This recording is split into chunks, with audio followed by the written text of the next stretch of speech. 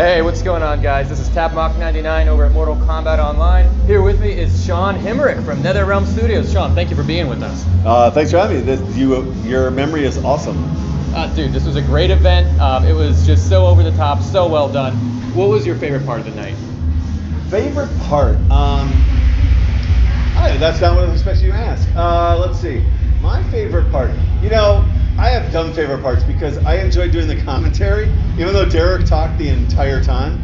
I was just waiting for him to stop talking. I enjoyed that. I enjoyed the match against the cosplay guy. Like, aside from my personal, the Ronda Rousey video is fun for me because she was a lot of fun. I love that we added the armbar into the game. There's even a crushing blow on the armbar. That's awesome. Yeah, it is. It is. So tell us about some of the stuff about the game, some of the things that we've seen tonight. Well, let's see. You've seen the base gameplay. That shows off the new fighting mechanics, the jump, the hops, crushing blow, fatal blows. Fatal blow is a good example of it's Mortal Kombat. There's some things you can't get rid of in the game. You don't want to get rid of, but you want to change it new ways. So fatal blow, it turned out in esports, people never used the supers because they used too much meter, right? So we wanted to find a way that was still fun for the casual player, but also worked for esports. So, turning it on so it only triggers when you have 30% health left, makes it you're in trouble, but it also uses no meters.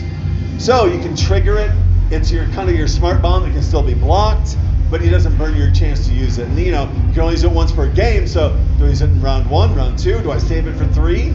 If I lose in 2, it doesn't matter if I saved it for 3. That's true. And if you mess up and you miss it somehow, you get a second chance to try it and pull it off again? Yeah, you get a second chance. It's got a cooldown. I forget what the cooldown is, but it's only 3 or 4 seconds. But you can't just sit and mash it. Right. But then once you do successfully pull it off, then that's it. It never comes back. That's it. So you got that one try, but then if you need it later, it's gone. Yeah, definitely. So we saw some of the new modes tonight. Obviously, there's so many players waiting to try it and play the game 2-player. There's not really a chance that we can test out some of the 1-player modes. But what kind of things did you have ready for tonight that players could access? Well, the Towers of Time is a big one. So hopefully you've talked to Derek because he designed an extensive amount of Towers of Time. I love the idea of Towers of Time, taking evolutionary steps from all the things we've done before with, we're dropping tons of consumables and tons of rewards in the game so that you can really go into these towers. There's only a small section of things that are available in the game in this demo tonight. You can go in and okay, I'm going to do this tower. It's got, this has double damage with fire effect. So I'm going to add, and I'm going to make up names. I don't know the names that they have on them, and I'm sure they're temp anyway. But I'm going to add Sub-Zero's, Crystal of Justice, and that does double damage on fire attacks or against fire characters, or it halves fire attacks or something. Adding in these consumables really changes the battle. When you start to look at the modifiers that are in Towers of Time, along with my consumables, you can really balance it out. It really gives another layer of gameplay to the players for that single player experience. Of course, story mode's still there. Yeah, absolutely. Story mode's been huge ever since it was first rolled out in MK vs. DC. Yeah. Every single time that they've rolled it out, they seem to introduce some new layer of complexity to it. I assume there's going to be something like that sets it apart from MKX. I think it sets itself apart. I was hesitating because I was just thinking about it sets itself apart because of the to me the fidelity of the graphics. I thought MKX was great, but now when I see some of the facial and some of the scenes, it's wow, this is a movie. This is Hollywood movie right here. It just happens to be in a video game, and that's what's so exciting to me about story mode. Well, the cinematics really are well done. We just saw a minute of it tonight. Just the first opening sequence. It really does look incredible. Yeah, we've got a team of 13 or 14 in the studio that work on story mode. And then you add into that, we have somewhere in the range of 300 or 400 people outside the studio or contractors who work on story mode. That is basically making a motion picture. Yeah, absolutely. I mean, at this point, it really is very similar. Especially, I think it's comparable to a CG movie. At least. Which is very common these days. So having said that, all this work is going into the story mode. The opening sequence took place in the NetherRealm. We also see some other fighting arenas. We saw the Black Dragon Fight Club, which is obviously part of Earthrealm. We saw Shang Tsung's Island, which has been demolished.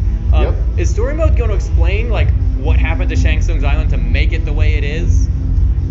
Sort of. It touches on the nice part about story mode is it covers a wide range of time. So we get to see a lot. It explains things like why you see young and old fight. Like I'm pausing so make sure I reference things that have been announced. Like you saw in one of the trailers tonight, I think the story mode trailer, but it showed young Liu Kang versus old Liu Kang. And in the London event, you couldn't hear it very well because the crowd was screaming. But it's like, I can't imagine becoming you, right? Right. So you really start to see this, like, that's some of the greatest moments in story mode to me, when you start to see that, like, why. So we do explain a lot of that stuff of, like, why are you actually seeing young Liu Kang and Revenant Liu Kang? And, Revenant Liu Kang, we've all, as you've gone through the MKs of all the decades, we all know why Liu Kang has gotten to the point he's gotten to, but young Liu Kang can't imagine that. And that's some of the fun stuff for me of those guys interacting. That's his future. Yeah, and those are just awesome. Well, I'm really excited to see what comes of this. We haven't seen anything from Outworld. That realm, it's always got to be part of the story, right? Yes, it will. I don't feel like I'm pooching anything there. Yeah, there will be other locations, and I'm sure at least one is Outworld. I'm not even referencing a list off the top of my head. I can't imagine us not doing that. Yeah, for sure. I mean, especially with Shao Kahn is coming back as the DLC. If you pre-order the game, you get to play as Shao Kahn, the former Emperor of Outworld. He looks like he's going through some changes as well. I assume story mode might cover that a little bit or touch upon that. I have seen a lot of that speculation about what we've seen of Shao Kahn influencing story.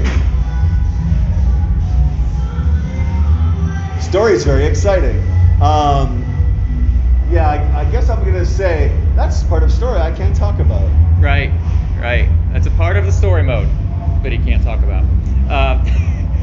Fans were just thinking like, hey, when they pre-ordered Goro for MKX or when they pre-ordered Darkseid for Injustice 2, neither one of those characters were in story mode. Yeah. So they're hoping for a change this time, Yeah, well, you're also making a lot of assumptions about how we're going to roll out the game and roll out the content, and I try not to. Any of that could change too. Fair enough. Looking ahead after the release, April 23rd is the release date. Do you have anything planned for beyond that as far as future support, upgrades, DLC, Combat Pack 2, anything along those lines? Have those kinds of discussions already been talked about? Well, as I always say, we are focused on what we're going to launch first, because I always say you earn DLC. If the game isn't fun and people aren't playing it, it doesn't matter what you've made for DLC. So we are focused on the day one content first. That's why you can't play Shao Kahn and stuff on the floor, and that's a day one fix, day one additional content. So we're focused on that. We have ideas and plans for what we want to do for DLC, assuming the game launches awesome and is successful. So I think we announced today, God, I hope I'm not breaking something, but I'm pretty sure we announced 6 characters over time. Shao Kahn separate from that. Is it? No, it's part of that? Separate. No, he's separate from the 6.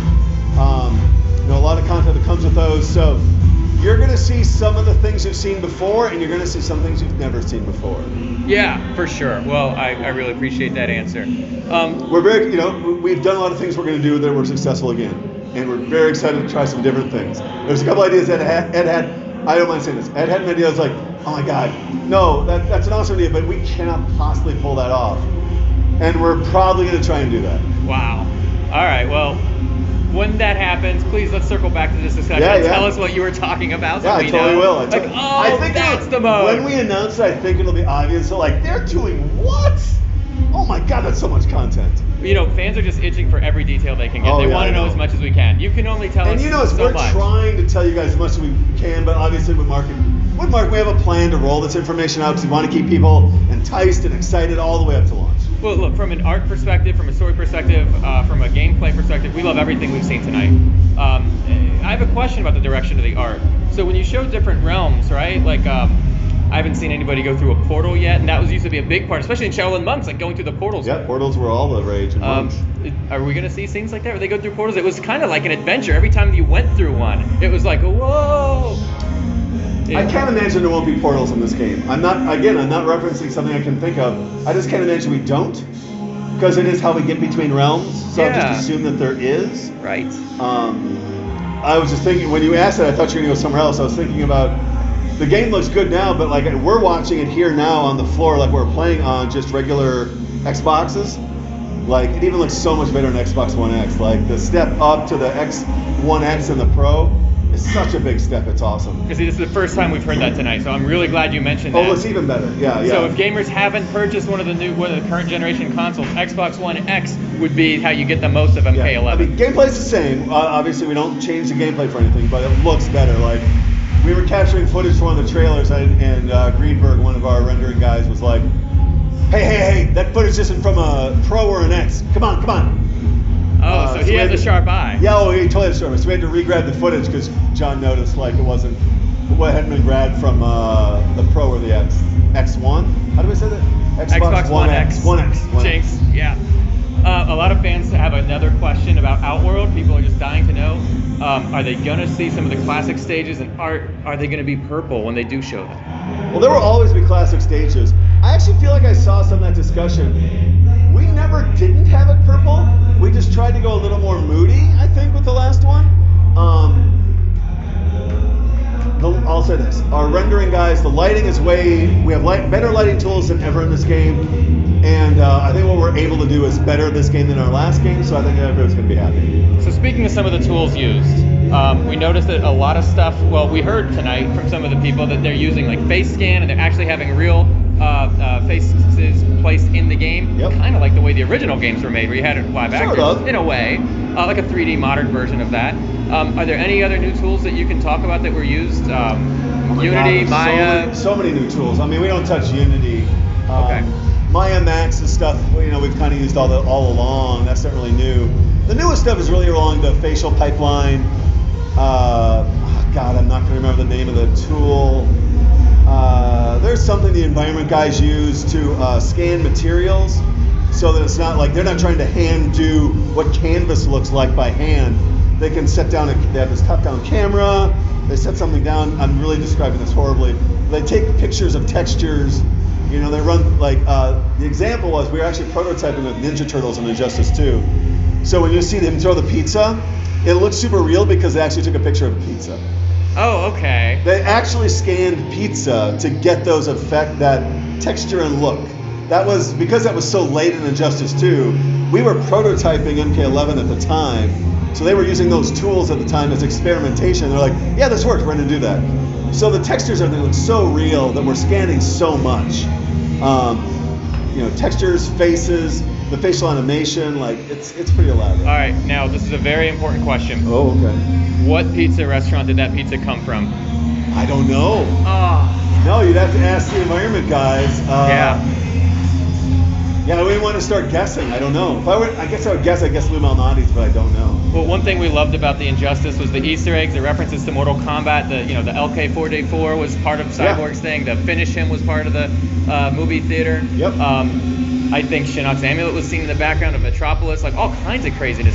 What are you going to do the opposite way? What kind of references to Injustice do you think we're going to see here, if any? I can't think of any. I think it goes the other way a little easier because we are known as the Mortal Kombat studio. That's what we did first. That's what the studio is best known for. So when we're making Injustice, it's a little easier to have those references. Referencing MK back to DC is a little harder because I guess like DC fighting, and you're referencing fighting nostalgia in a fighting game. In Mortal Kombat, it's a little harder to reference DC superheroes. I mean, I'm sure there's touches that I don't specifically know about. Like I was talking to some guys here tonight who I worked on Wheelman with a decade ago.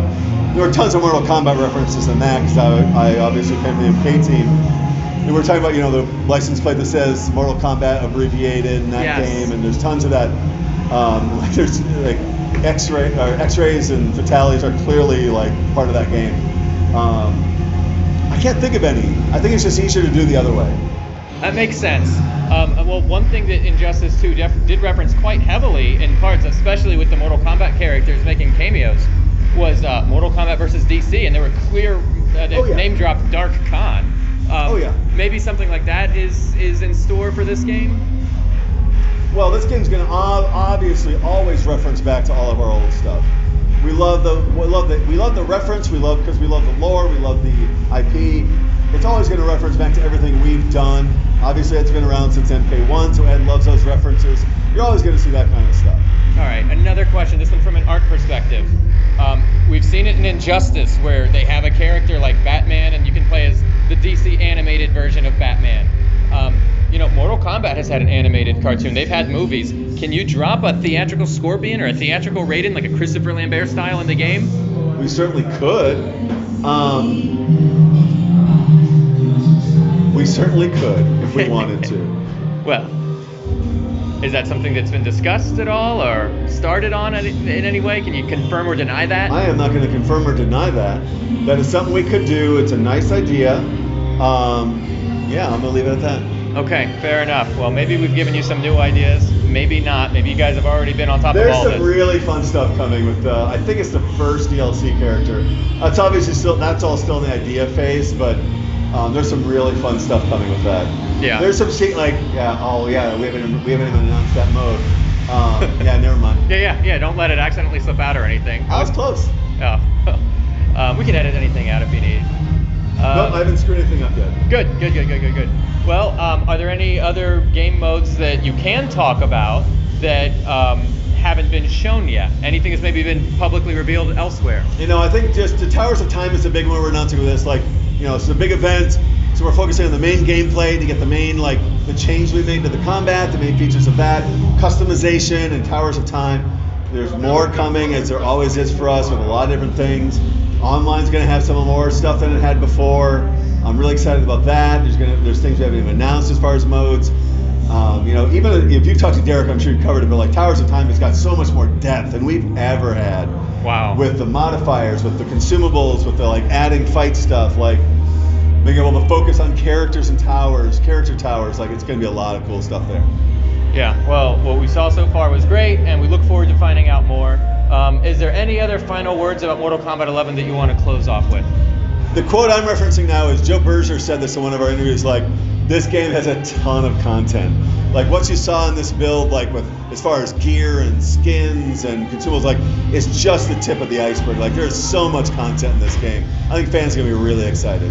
Awesome. Hey, well, thank you so much for your time. We at Mortal Kombat Online appreciate it. Awesome. And congratulations on this great game and this amazing party. Thanks so much. We had a really good time tonight. Hey, take it easy, guys.